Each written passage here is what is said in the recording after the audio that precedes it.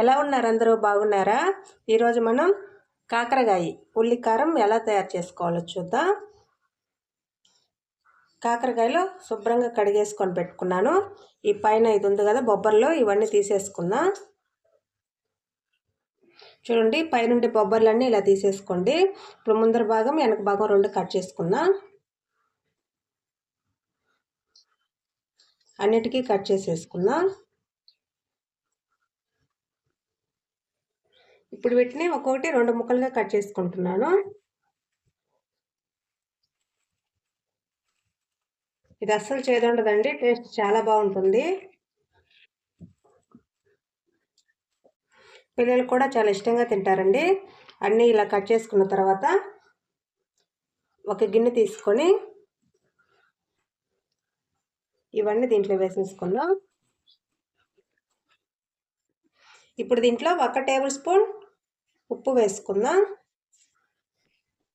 అలాగే 1 table spoon పసుపు వేసుకుందాం. ఇదంతా ఈ ముక్కలకు పట్టేలాగా బాగా కలిపేసుకుందామండి.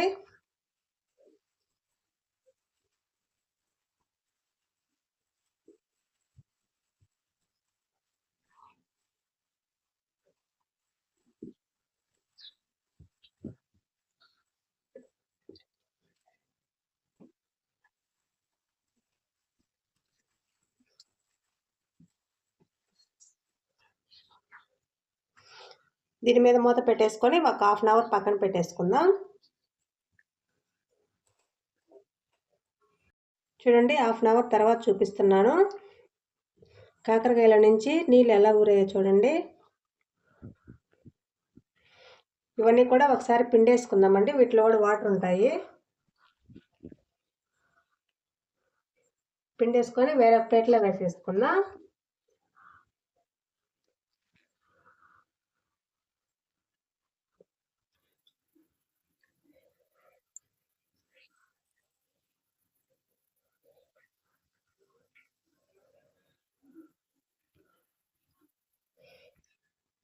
ఇప్పుడు దీంట్లో గింజలు ఉన్నాయి కదా, అవన్నీ తీసేసుకుంటున్నాను.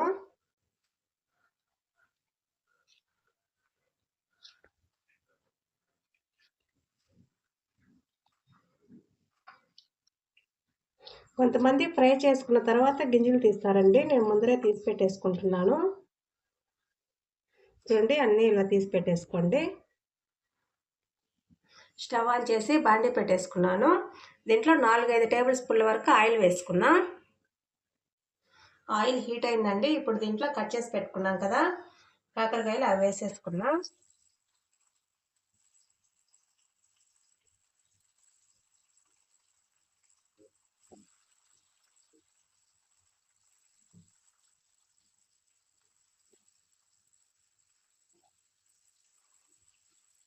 ఇవి 5 to 6 మినిట్స్ వరకు ఫ్రై చేసుకోండి.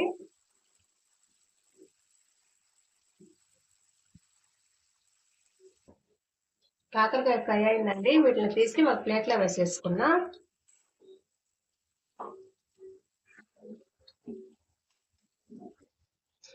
ఇవి చల్లారేలోపు మనం ఉల్లికారం రెడీ చేసేసుకున్నాం. మిక్సీ జార్ తీసుకొని నేను 3 పెద్ద సైజు ఆనియన్ తీసుకొని కట్ చేసి పెట్టుకున్నాను. వాటితో పాటు ఒక 7-8 వెల్లుల్లి రెబ్బలు వేసుకుంటున్నాను. 2 టేబుల్ స్పూన్ల కారం, మీకు రుచికి సరిపడా వేసుకోండి. సాల్ట్, ఇవన్నీ గ్రైండ్ చేసేసుకున్నా. ఇలా మెత్తగా గ్రైండ్ చేసి పెట్టేసుకోండి. ఇప్పుడు మనం గ్రైండ్ చేసి పెట్టుకున్న ఉల్లికారాన్ని ఈ కాకరకాయలో స్టఫ్ చేసుకుందాం.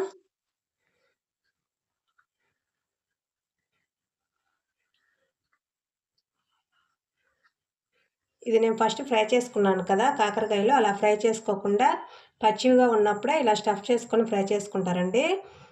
అలా కూడా చేసుకోవచ్చు, కాకపోతే అది కొంచెం టైం పడుతుంది, లోపల బాగా ఉడకదు.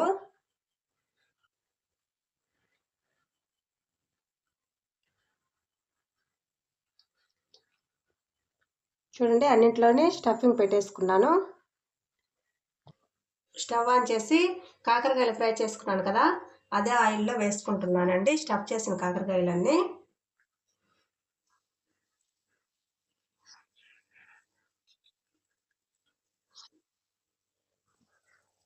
చూడండి, నేను స్టఫింగ్ అయిపోయిన తర్వాత నాకు ఇంకా ఉల్లికారం మిగిలింది, అది దానిపైన వేసేసుకుంటున్నాను.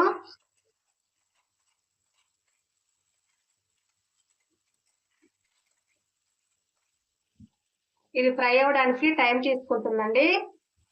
ఒక 20 నిమిషాలన్నా పడుతుందండి ఈ ఫ్రై అవ్వడానికి. ఇది బాగా ఫ్రై అయ్యి కలర్ చేంజ్ అవుతుందండి, అంతవరకు ఫ్రై చేసుకోండి.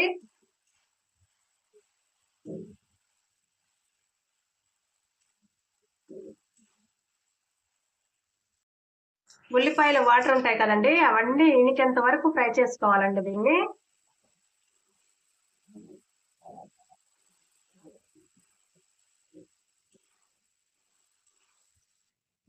చూడండి, ఉల్లికారం అంతా కూడా దగ్గర పడిపోతుంది కదా, కలర్ కూడా చేంజ్ అవుతుంది.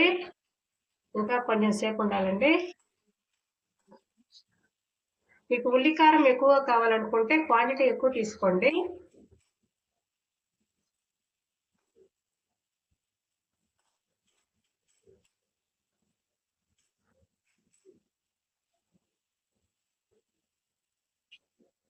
చూడండి, పూర్తిగా దగ్గర పడిపోయింది. అంతే అండి, రెడీ అయిపోయింది కాకరకాయ ఉల్లికారం. ఇప్పుడు మనం స్టవ్ ఆపేసుకుందాం.